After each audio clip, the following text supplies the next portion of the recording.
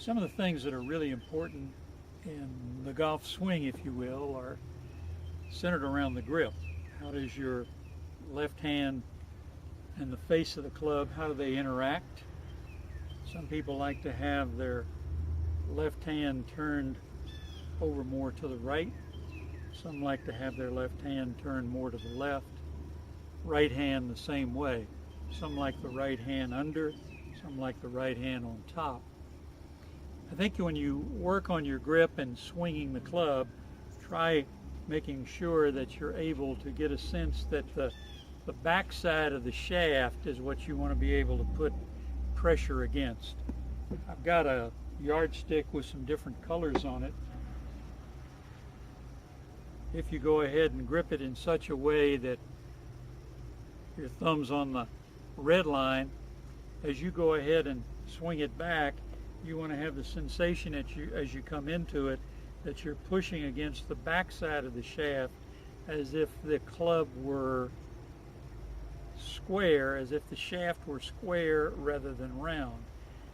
Too many times we see mistakes made where the right hand gets on top of the left and we're coming into it this way where we really can't put much pressure against the shaft. So keep in mind when you're working on grip and what your forearms do, can you really put pressure against the back of the shaft?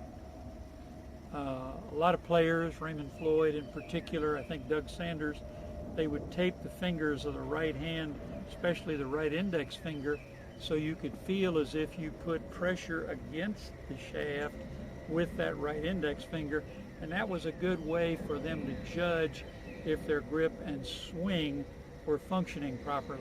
Being able to put pressure against the shaft, feeling it in the crook, if you will, of that right index finger. That's an important thing to be able to feel.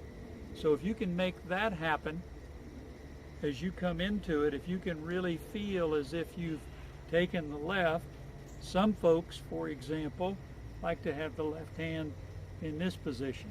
This would be more cupped.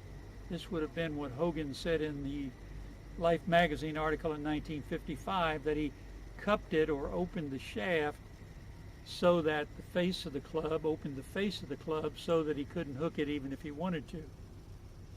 Modern players, Dustin Johnson in particular, you're going to see a big bow here. In the 40s and 50s, Claude Harmon, excellent teacher when he was at Wingfoot and Seminole, he won the Masters, certainly advocated bowing the left wrist. So it's not something that's fairly new. It's been around for a while. You just have to realize what's best for you. When we see someone like a Rory McIlroy, he has a little bit of a cup here, not too much. Jordan Spieth, a little flatter here. It just depends on what you believe works best for your particular swing.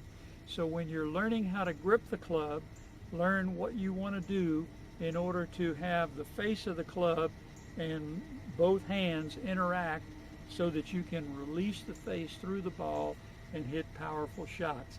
That's the whole idea of working with the grip. And the grip is something that a lot of people think is boring, but I've never really seen a great player who didn't have a good grip.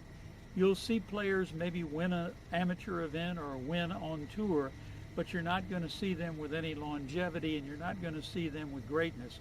All the great players knew how to grip the club because they knew that that's how you are able to make the face of the club, which is one of the important components. We know from modern technology that face and path are two of the things that are primary as far as the golf swing is concerned, and that the face of the club, we're beginning to realize, may even be the most important thing. Where the face is pointing at impact has a huge difference on how well you strike the ball. So take your time as you go through the book. You're going to get a sense that Hogan preferred to have the left wrist in a cupped position, what we call dorsiflexed. He believed, and he told Ronnie this at lunch, he said, "Ronnie, this is a hooked face instrument. It wants to go like this." Hogan's clubs were 6 degrees flat, so you know that he had to be coming in very shallow with an open face and then squaring it up in order to make what were considered some of the best divots ever. So for Hogan, this is what he believed was important. As I said, for Dustin Johnson, this would not be the way he swings. And certainly Dustin Johnson, Jordan Spieth, Claude Harmon in the older days, folks who bowed this left wrist would argue that that's the way you should really strike a golf ball. I'm not going to say one's better than the other. I'm just going to say that if you're going to imitate Hogan, Hogan believed it should be cupped, and through the power of centrifugal force, it would go to flat at impact and then continue on its way. He believed that was best for him. You'll have to decide what's best for you.